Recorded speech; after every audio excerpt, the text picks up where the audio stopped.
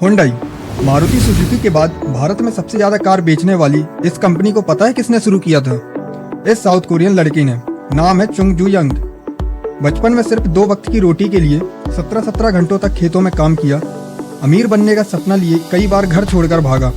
यहाँ तक कि कई बार इसके बिजनेसेस आग लगने, बाढ़ आने और युद्ध की वजह से खत्म तक हो गए। लेकिन फिर भी हार न मानते हुए इसने दुनिया के सबसे बड़े कार कंपनियों में से एक हुंडई कंपनी को बनाया। तो अगर आपको भी लगता है कि बुरा सिर्फ मेरे साथ ही क्यों होता है, तो इस वीडियो को आपको पूरा देखना चाहिए, क्योंकि यह वीडियो आपकी लाइफ बदलने वाला है। तो दोस्तों, इस कहानी की शुरुआत होती है 1915 में, जब एक गरीब कोरियन फैमिली में चंग जू यंग का जन्म हुआ था। उनके पिता एक किसान थे जो अपने साथ साथ बच्चों का पेट पालने के लिए पूरा दिन खेतों में काम किया करते थे। यूं तो चंग जू यंग का सपना पढ़ लिख कर टीचर बनने का था, लेकिन गरीबी इतनी थी कि कई बार तो भूखे पेट ही सो जाना पड़ता था। ऐसे में अच्छी एजुकेशन लेना उनके लिए एक खूबसूरत सपने से ज्यादा और कुछ भी नहीं था। खराब हालात और फाइनेंशियल कंडीशन की वजह से चुंग ज्यादातर समय अपने पिता के साथ खेतों में ही बिताते थे। इसके अलावा वो कभी जानवरों को चराने का काम करते, तो कभी लकड़ियां काटकर उसे बेचने के लिए शहर ले जाती। लेकिन जब वो सिटी लाइफ को देखते थे, तब उन्हें बहुत हैरानी होती थी। साफ सुथरे लोग, खूबसूरत कपड़े, अच्छे रोड और खाने की तो कमी नहीं थी। ये सब देखकर उनके मन में भी ख्याल आता था कि वो अगर शहर चले जाएं तो वो भी एक अच्छी जिंदगी गुजारने लगेंगे। लेकिन समस्या ये थी कि अपने 16 साल के बच्चे को उनके माता पिता अकेले जाने ही नहीं देंगे। उसी दौरान चंग जू यंग के हाथ में एक न्यूज़पेपर लगा, जिसमें खबर छपी थी कि पास के शहर में एक कंस्ट्रक्शन का प्रोजेक्ट चल रहा है और इसके लिए वर्कर्स की जरूरत है। जैसा कि उन्हें पता ही था कि मम्मी पापा उन्हें जाने नहीं देंगे, तो वो बिना किसी को बताए 1932 में घर से भाग गए। इसके बाद वो कून शहर पहुंचे, जहां कंस्ट्रक्शन प्रोजेक्ट में उन्हें मजदूरी के लिए रखा गया। यहाँ काम जितना मुश्किल था और मिलने वाले पैसे उतने ही कम। इसके बावजूद चंग सेटिस्फाइड थे कि वो पहली बार वो अपने दम पर कुछ कर रहे हैं। हालांकि उनकी यह खुशी ज्यादा दिनों तक कायम नहीं रही, क्योंकि घर छोड़ने के बाद से ही उनके माता पिता उन्हें पागलों की तरह ढूंढ रहे थे। आखिरकार 2 महीनों के बाद चंग उन्हें मिल ही गए। पिता ने उन्हें डांट लगाई, समझाया और जैसे तैसे उन्हें मनाकर अपने साथ घर लेकर आए। अब चंग घर आकर वापस वही खेतों में काम, जानवरों को चराना और लकड़ियां काटने जैसे पुराने कामों में लग गए। लेकिन इन सब में उनका दिल बिल्कुल भी नहीं लग रहा था। हर वक्त दिमाग कंस्ट्रक्शन साइट पर ही रहता था। वहां बिताए गए वो पलों को याद करती थी, जिसके चलते धीरे धीरे उनके मन में कंस्ट्रक्शन और इन जैसे प्रोजेक्ट से उन्हें लगाव होने लग गया। अब चंग के घर वापस आने से फैमिली तो बहुत खुश थी, लेकिन चंग को अपने पुराने रूटीन में घुटन सी महसूस होने लग गई, मानो शहर जैसा उनका इंतजार कर रहा हो। इसी के चलते वो 2 बार और घर छोड़कर भागे। लेकिन फिर से कुछ दिनों तक घर पर काम करने के बाद उनके पिता उन्हें ढूंढ लिया करते थे और फिर ना चाहते हुए भी चंग को घर वापस आना पड़ता था। हालांकि इसके बाद उन्होंने एक बार फिर से हिम्मत जुटाई और 18 साल की उम्र में चौथी बार घर छोड़कर सियोल चले गए, जो कि फिलहाल साउथ कोरिया की राजधानी है। यहाँ पहले तो इन्होंने कंस्ट्रक्शन साइट पर एक मजदूर का काम किया, लेकिन फिर कुछ समय के बाद उन्हें एक फैक्ट्री में जॉब मिल गई, जहां चंग एज असिस्टेंट काम करने लगे। इस तरह यहाँ काम करते करते कुछ ही दिनों में उन्हें बोकियोन राइस स्टोर नाम की चावल की दुकान में अच्छी सैलरी पर डिलीवरी बॉय की जॉब मिल गई और यहाँ से उनकी लाइफ में पॉजिटिव बदलाव आना शुरू हुआ। चंग अपने काम को खूब एंजॉय कर रहे थे और अपनी लगन और ईमानदारी के साथ अपनी ड्यूटी निभा रहे थे। इसे देखकर स्टोर के मालिक उनसे खूब इम्प्रेस हुए और फिर सिर्फ 6 महीनों में ही उन्हें डिलीवरी बॉय से शॉप का मैनेजर बना दिया गया। फिर आया 1937, जब शॉप के मालिक बहुत बीमार पड़ गए और उनमें इतनी भी ताकत नहीं बची थी कि वो आगे के कामकाज को संभाल सकें। ऐसे में उन्होंने अपना ये राइस मिल स्टोर चंग के हाथों में सौंप दिया। इस तरह सिर्फ 22 साल की उम्र में चंग सिर्फ अपनी मेहनत के दम पर राइस स्टोर के एम्प्लॉय से उसके मालिक बन गए थे। और फिर इन्होंने इस स्टोर का नाम बदलकर क्यूंगिल राइस स्टोर रख दिया। इसके बाद से उन्होंने लो प्राइस, हाई क्वालिटी और टाइमली डिलीवरी के दम पर बहुत ही लॉयल बेस्ड कस्टमर तैयार कर लिया। लेकिन जब उनका कारोबार बहुत अच्छा चल रहा था, तभी कुछ ऐसा हुआ जिसने उन्हें सब छोड़कर घर लौटने पर मजबूर कर दिया। असल में उस समय कोरिया में जापान का कब्जा था और जापान वर्ल्ड वॉर 2 में कूद पड़ा था। ऐसे में जापानीज गवर्नमेंट चाहती थी कि वॉर के दौरान उनके सैनिकों को समय समय पर उनकी जरूरत के मुताबिक चावल मिलता रहे। ऐसे में वहाँ की सारी राइस शॉप को अपने कब्जे में ले लिया था, जिसमें कि चंग जू यंग का शॉप भी शामिल था। इसके बाद से चंग 1 साल तक अपने गांव में रहे, लेकिन फिर हिम्मत जुटाई और 1940 में 3000 वॉन का लोन लेकर एडियो सर्विस नाम का एक गैराज खोला, लेकिन बदकिस्मती से अभी 1 महीना ही गुजरा था तभी उसमें भयंकर आग लग गई और उनका ये बिजनेस भी बर्बाद हो गया।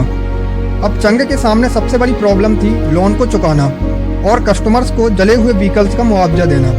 काफ़ी सोचने समझने के बाद उन्होंने वापस से 3500 वॉन का लोन लिया और वो पहले से भी ज़्यादा बड़ा गैराज खड़ा किया। चंग बहुत ज़्यादा मेहनती थे, जिसके चलते इनका काम कस्टमर्स को बहुत पसंद आने लगा और फिर सिर्फ 3 सालों में ही उन्होंने इतना प्रॉफिट कमाया कि अपने सारे लोन्स रीपे कर दिए और साथ ही घर वालों को मनाकर अपने साथ शहर लेकर आ गए। इस समय तक इनका कारोबार खूब चल रहा था और इनके एम्प्लॉयज़ की संख्या 1 से शुरू होकर 80 तक पहुंच चुकी थी, लेकिन उनका यह सुनहरा दौर ज़्यादा दिनों तक नहीं चला।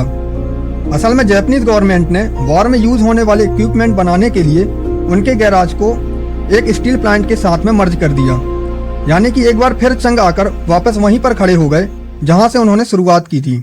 एक तरफ तो गैराज छिन जाने का दुख और दूसरी तरफ सियोल में बढ़ता तनाव। इसे देखते हुए वो अपनी फैमिली के साथ वापस गांव चले आए। लेकिन अच्छी बात यह थी कि चंग ने 50,000 वॉन की सेविंग कर रखी थी, इसलिए उनके अंदर थोड़ी हिम्मत थी कि वो वापस से अपना कारोबार शुरू कर सकते हैं। बस इंतजार था तो वो वॉर खत्म होने का।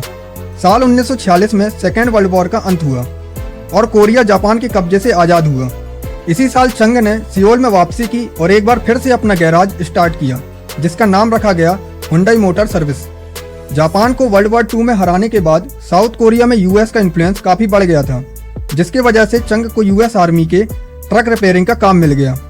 इसके कुछ समय के बाद उन्होंने नोटिस किया कि अमेरिका अपनी मिलिट्री फोर्स के लिए बड़ी संख्या में बिल्डिंग्स बना रहा है, जिसे देखकर कंस्ट्रक्शन का वो पैशन दोबारा से जाग गया जो कि बचपन में उन्होंने एक्सपीरियंस किया था। इसी के चलते उन्होंने साल 1947 में हुंडई सिविल इंडस्ट्री की शुरुआत की और छोटे मोटे कंस्ट्रक्शन प्रोजेक्ट का कॉन्ट्रैक्ट लेने लग गए। अगले 3 सालों में ही उन्होंने अपने बिजनेस को काफ़ी एडवांस कर लिया और उन्हें कई सारे बड़े बड़े प्रोजेक्ट्स भी मिलने लग गई थी। लेकिन दोस्तों, चंग का स्ट्रगल है ना, वो यहीं पर ख़त्म नहीं हुआ, क्योंकि जून 1950 में नॉर्थ कोरिया और साउथ कोरिया के बीच में वॉर शुरू हो गया।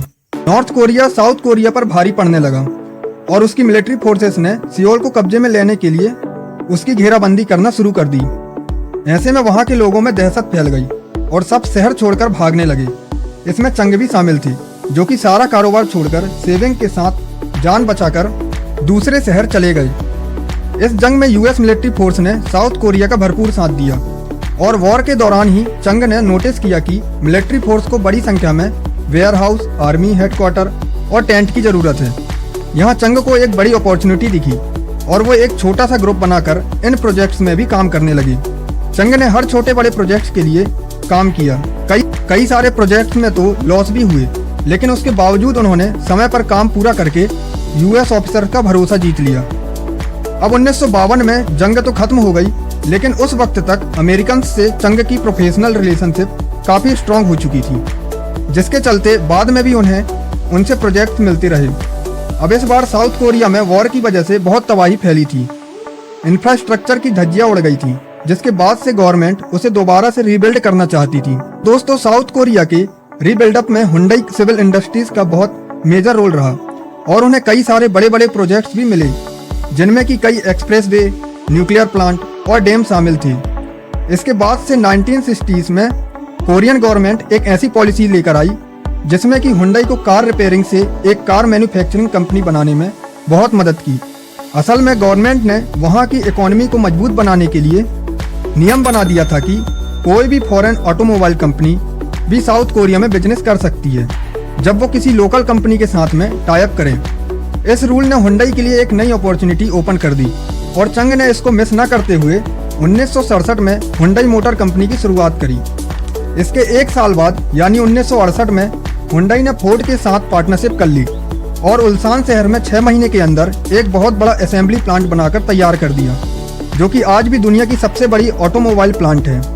इसकी annual production capacity 1.6 million unit है और इसमें दुनिया के अलग अलग हिस्सों से आए 75,000 हाईली स्किल्ड एम्प्लॉय काम किया करते हैं। खैर, फोर्ड के साथ जॉइंट एडवेंचर में हुंडई ने उसकी फेमस कार फोर्ड कॉर्टिना के तर्ज पर हुंडई कॉर्टिना को लॉन्च किया। लेकिन दोस्तों, क्योंकि फोर्ड एक अमेरिकन कंपनी है जिसके कॉर्टिना भी वहीं की सड़कों के लिए डिजाइन करी गई थी, वहीं साउथ कोरिया की सड़कें वॉर में मिलने वाले गड्ढों से अभी पूरी तरह से उभर नहीं पाई थी। ऐसे में हुंडई कॉर्टिना कंपनी के लिए बहुत बड़ी फेलियर साबित हुई। कंपनी को इससे काफ़ी नुकसान हुआ और लोग रिफंड की डिमांड करने लगे। लेकिन इससे पहले कि चंग इन सभी प्रॉब्लम से निकल पाते, 1969 में ऐसी भयानक बाढ़ आई जिससे उल्सान का पूरा प्लांट ही डूब गया। नई तैयार की कार्स में भी पानी भर गया और कंपनी को बंद करने तक की नौबत आ गई। लेकिन दोस्तों, चंग ने अपनी ज़िंदगी में इतना फेलियर देखा था कि अब मानो इन सब की उन्हें आदत सी हो गई थी। उन्होंने फिर से प्लांट को शुरू किया और हर तरह के प्रॉब्लम्स पर काम करके हुंडई कॉर्टिना को मार्केट में उतारा, जो कि इस बार काफ़ी सक्सेसफुल हुई। हालांकि 1974 में एक और भी प्रॉब्लम थी जो कि चंग का इंतजार कर रही थी। इस साल चंग का कार को हुंडई नाम से लॉन्च करना फोर्ड को बिल्कुल भी पसंद नहीं आ रहा था, क्योंकि साउथ कोरिया में फोर्ड को पहचान नहीं मिल पा रही थी। इसके चलते दोनों कंपनियों के बीच कॉन्फ्लिक्ट शुरू हो गया और 1974 में फोर्ड ने हुंडई के साथ कॉन्ट्रैक्ट को खत्म कर दिया। अब अचानक से फोर्ड का जाना हुंडई के लिए मानो सब कुछ बर्बाद कर देने जैसा था, क्योंकि उस समय तक हुंडई के पास कार मैन्युफैक्चरिंग की टेक्नोलॉजी थी ही नहीं और इसके लिए वो अभी तक फोर्ड के ऊपर ही रिलाय करती थी। इस कॉन्ट्रैक्ट के खत्म हो जाने के बाद चंग बहुत ही डेस्परेटली किसी नए पार्टनर की तलाश करने लगी। इसके लिए उन्होंने उस समय के बड़े प्लेयर्स वॉक्सवैगन और जनरल मोटर्स के साथ डील करने का प्रपोजल रखा, लेकिन इन दोनों कंपनियों ने इसे ठुकरा दिया था। और फिर इसके बाद से चंग ने जापान के मित्सुबिशी मोटर के साथ भी डील करने की ट्राई की और ये डील फाइनल भी हो गई, जिसमें मित्सुबिशी मोटर्स ने अपनी कार मैन्युफैक्चरिंग टेक्नोलॉजी को हुंडई के साथ शेयर करने का एग्रीमेंट एक्सेप्ट कर लिया था। इसके बाद से हुंडई अपना पूरा फोकस खुद की कार डेवलप करने में लगाने लगा, जिसके लिए उसने ब्रिटिश लेलैंड के अंदर आने वाली कंपनी बॉस्टन मॉरिस के farmer managing director George Turnbull को हायर किया। और दोस्तों, जॉर्ज टर्नबुल ने भी अपनी लीडरशिप में इस प्रोजेक्ट के लिए 5 और भी इंजीनियर्स को हायर किया, जिसमें कि कार की जो बॉडी होती है उसके design expert Kathan Barnett, car engine के एक्सपर्ट जॉन सिम्पसन और इसके अलावा Edward Chapman, John Crosthwaite, Peter Selter जैसे हाईली स्किल्ड प्रोफेशनल इंजीनियर शामिल थे। अब दोस्तों, उसी दौरान साउथ कोरिया सरकार ने कार मैन्युफैक्चरिंग कंपनी से एक ऐसा व्हीकल बनाने के लिए कहा जो कि पूरी तरह से मेड इन कोरिया हो, साथ ही ये इतना अफोर्डेबल हो कि ज़्यादा से ज़्यादा लोग इसका इस्तेमाल कर सकें। इसी को माइंड में रखकर कंपनी ने एक नया प्लांट सेटअप किया और हुंडई के इंजीनियर्स गवर्नमेंट की सारी बातों को ध्यान में रखकर कार मैन्युफैक्चरिंग करने लगे। फाइनली 1975 में हुंडई ने अपनी पहली सेल्फ मेड कार को लॉन्च किया, जिसका नाम पोनी रखा गया। ये अफोर्डेबल होने के साथ ही हाईली परफॉर्मेंस और बेहतर डिज़ाइन वाली कार थी। पोनी साउथ कोरिया में इतनी ज़्यादा सफल हुई कि कुछ ही समय में इसने वहाँ के कार मार्केट का 60% हिस्सा कैप्चर करके हुंडई को वहाँ की सबसे बड़ी कार कंपनी बना दिया। इस सफलता के बाद से चंग ने 3 लाख कार मैन्युफैक्चरिंग करने का फैसला लिया, जिसके बाद से हर कोई इसे बेवकूफ़ी भरा डिसीजन कहने लगा, क्योंकि साउथ कोरिया का मार्केट डिमांड सिर्फ 30,000 कार्स की थी। उस समय 3 लाख कार मैन्युफैक्चर करने का तो कोई मतलब ही नहीं बनता था। लेकिन दोस्तों, चंग तो यहाँ पर कुछ बड़ा ही सोच रहे थे, क्योंकि उन्होंने अपनी कार्स को साउथ कोरिया से निकालकर फॉरेन मार्केट में भी लॉन्च किया। 1982 में हुंडई ब्रिटिश मार्केट में एंटर हुआ, जहां अपने पहले ही साल में उसने 2,993 कार बेच दी। फिर आगे चलकर 1984 में इसने कैनेडियन मार्केट में पोनी 2 को लॉन्च किया, जो कि अपने अफोर्डेबिलिटी के चलते खूब फेमस हुई और कंपनी वहां भी अपने स्ट्रॉन्ग प्रेजेंस डेवलप करने में कामयाब हो गई। हालांकि हुंडई अब तक तो कई सारे देशों में अपनी पहचान बना चुका था, लेकिन अभी तक अमेरिका जैसी मेजर मार्केट में एंटर करना उसके लिए पॉसिबल नहीं हो पाया था। और दोस्तों, इसका मेन रीज़न था एमिशन नॉर्म, जिसके ऊपर हुंडई की कार परफेक्टली फिट नहीं बैठ पा रही थी। कंपनी ने अमेरिकन मार्केट में एंटर करने के लिए एमिशन क्राइटेरिया के अकॉर्डिंगली एक नई कार मैन्युफैक्चरिंग की, जिसका नाम हुंडई एक्सेल रखा गया। 1986 में सेकेंड हैंड कार के ही प्राइस पर नई एक्सेल को 5 साल की वारंटी के साथ अमेरिका मार्केट के अंदर लॉन्च किया गया।